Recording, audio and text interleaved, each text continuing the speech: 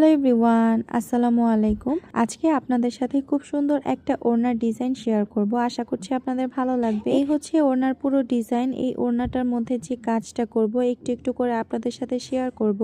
তো এখানে যে ডিজাইনটা আমি আপনাদের দেখার সুবিধার্থে কলম দিয়ে আমি আর্ট করেছি, তারপরে হচ্ছে আপনাদের সাথে শেয়ার করছি।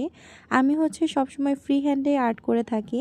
তো বেশিরভাগ সময় আমি পেন্সিল অথবা জেল পেন দিয়ে আর্ট করি, কিন্তু আপনাদের দেখার সুবিধার্থে লাইট কালার যেই ধরনের কাপড়গুলো থাকে ওগুলোর মধ্যে কলম অথবা পেন্সিল দিয়ে আর্ট করে আপনাদের একটুখানি দেখানোর সুযোগ করে দেই।